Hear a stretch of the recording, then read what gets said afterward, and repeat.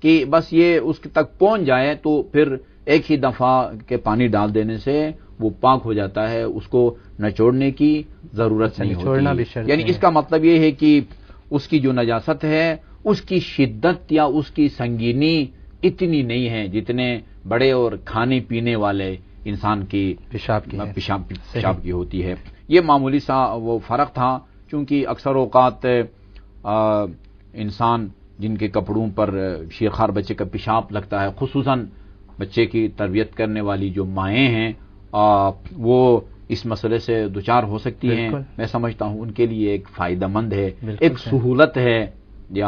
اچھا، ایک سوال ذہن میں پیدا ہوتا ہے یہاں کہ بچہ کم سنی میں ہی ہے شیرخوار، یعنی اسے ماں کا دودھ پلایا جانا چاہیے، لیکن اب حالات ایسے ہیں، معاشرہ کچھ اس طرح بدل گیا ہے کہ ماں کا دودھ نہیں پلایا جا رہا اس کو ڈبے کا دودھ یا کوئی اور کسی طرح سے اس کی غذائی ضرورت پوری کی. اس کا حکم کیا ہے؟ دودھ ہی ہے تقریباً. یہ ڈبے کا دودھ بھی جو ہے وہ دودھ ہی ہے. اس میں یہ قید نہیں ہے کہ براہ راست ماں کا دودھ پی رہا ہو. شیرخوار کا لفظ ہے، یعنی کھاتا نہیں ہے، وہ خوراک نہیں کھاتا. ابھی ڈبل روٹی آپ نے کھلانا شروع نہیں کیا، اس کو دلیا کھلانا شروع نہیں کیا، جو عام دودھ چھڑاتے وقت نرم غذائیں دی جاتی ہیں، ابھی اس کا آپ نے آغاز نہیں کیا، صرف دودھ پر گزارا ہو رہا ہے. ویسے تو آج کل اگر آپ اس قانون سے وہ پاؤڈر کا دودھ پینے والے بچے کو اگر آپ خارج کر دیں گے تو بہت ساری مائیں اس سہولت سے محروم ہو جائیں گی، کیونکہ آج کل رواج کم ہوتا جا رہا ہے. ماں دودھ جس میں بہت زیادہ فائدہ ہے، وہ فائدے ہیں جو گائے بھینس کے دودھ میں نہیں ہیں، بلکہ شروع کا جو دودھ ہے اس کے بارے میں روایات میں ہے کہ اس کے بغیر بچہ زندہ رہ ہی نہیں سکتا. وہ فرض ہے کہ ماں اس کو وہ پلائے. تو پھر مجھے ڈر ہے کہ ہم پھر کسی اور وادی میں وہ چل پڑیں اور پھر وہ جس بحث کے لیے ہم کو وقت دیا گیا ہے یا وہ اس کی حق تلفی نہ ہو جائے. اچھا قبلہ، پیچھے بھی آپ نے ایک بات بیان فرمائی ہے، اس سے بھی میرے ذہن میں ایک سوال پیدا ہو رہا ہے کہ آپ نے فرمایا نجاست نظر نہیں آتی، ایک ایسی داخلی باطنی کیفیت ہے، لیکن جب میرے ہاتھ پہ خون لگ جائے تو یہ خون تو مجھے نظر آ رہا ہے. میں سمجھتا ہوں یہاں میرے لیے بھی اور میرے ناظرین کے لیے اگر آپ مزید وضاحت فرما دیں تو یہ مناسب ہوگا. جی دیکھیں نا، آپ کے جسم سے، ایک ہی انسان کے جسم سے دو قسم کے مائعات نکلتے ہیں. ٹھیک ہے جی، جسم کے ایک ہی جگہ سے ایک مائع نکلتا ہے، اسی جگہ سے دوسرا مائع، دوسرے بہنے والا کوئی مواد نکلتا ہے. صحیح.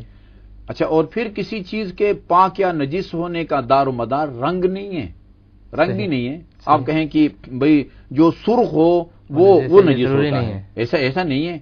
اس لیے کہ اگر آپ ایک جانور کو ذبح کرتے ہیں اور ذبح کے دوران جتنا خون عام طور پر اس کے حلق سے، اس کے رگوں سے، شریانوں سے نکلتا ہے وہ نکل چکا، اور آپ نے پھر لوٹے کے پانی سے یا نلکے کے پانی سے وہ ذبح کی جگہ جہاں تک وہ خون سے آلودہ ہو گئی تھی، جس کو دم مسفوح کہا جاتا ہے، اس کو آپ نے صاف کیا. اب اس کا پیٹ اور اس کا جو داخلی حصہ ہے وہ تو خون سے خالی نہیں ہے، جی اس میں خون اندر موجود ہے.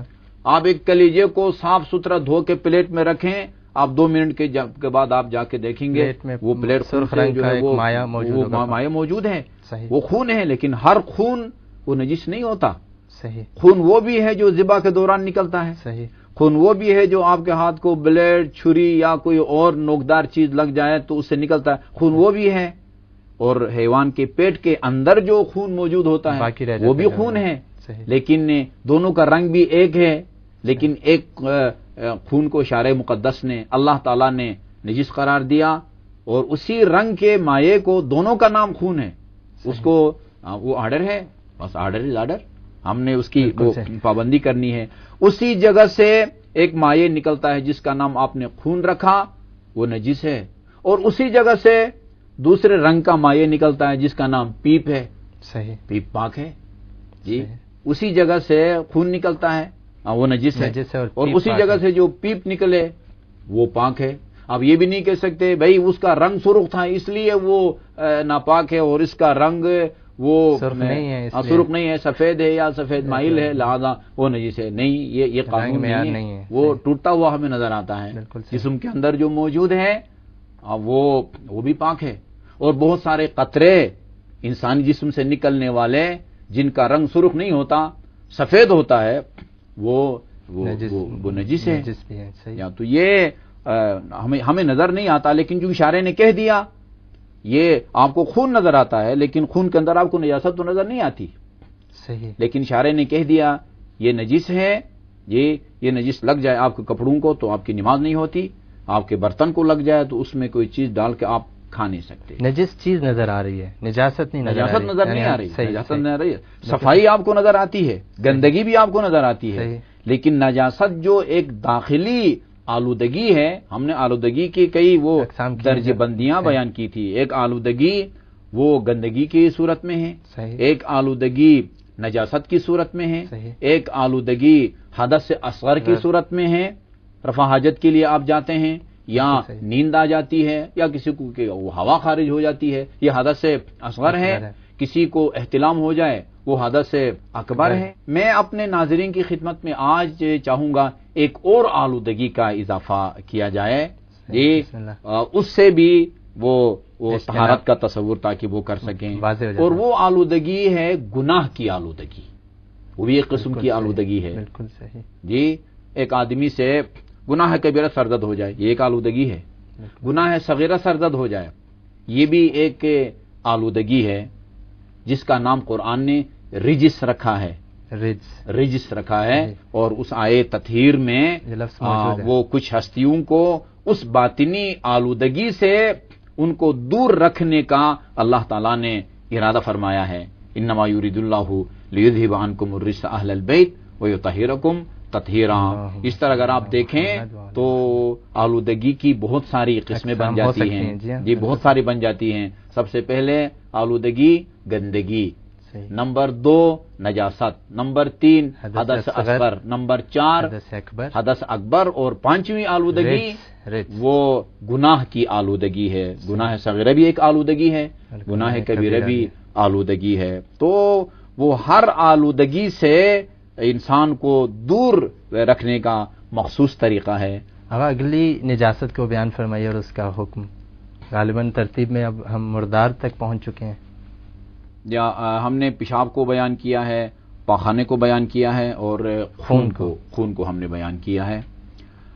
تو وہ مردار نجاسات میں سے ایک ہے. میرے خیال میں سب سے پہلے ہمیں اپنے ناظرین اور سامعین کی خدمت میں مردار کا مطلب بیان کرنا چاہیے کہ مردار کس کو کہتے ہیں. مردار کا مطلب یہ ہے کہ انسان کی جب روح قفس عنصری سے پرواز کر جائے تو وہ مردار ہے.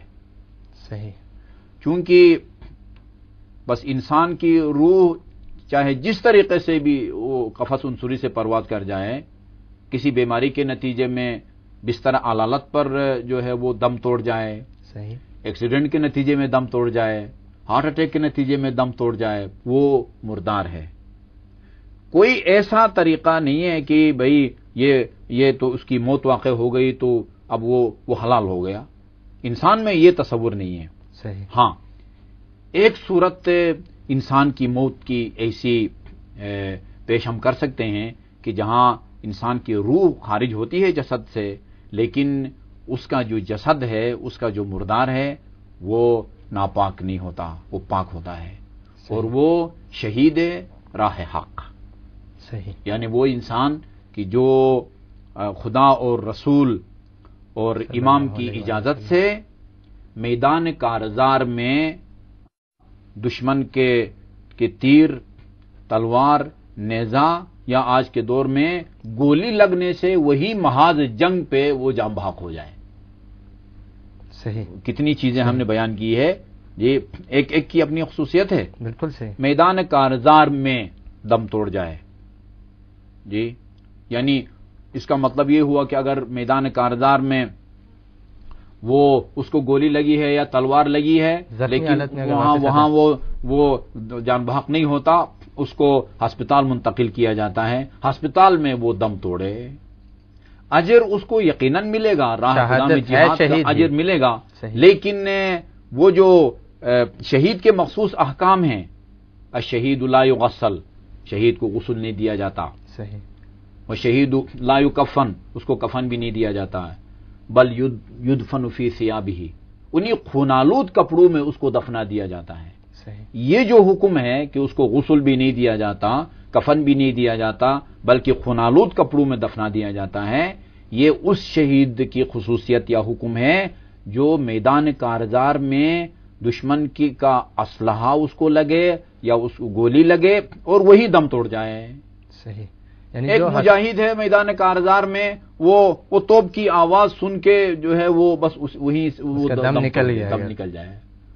وہ شہداء اس معنی میں شہید نہیں ہے کہ ہم اس کو غسل نہ دیں، اس کو غسل دیا جائے گا۔ یعنی شہید کے شہادت کے ہم مرتبے کر سکتے ہیں، ہم مرتبہ ہوگا۔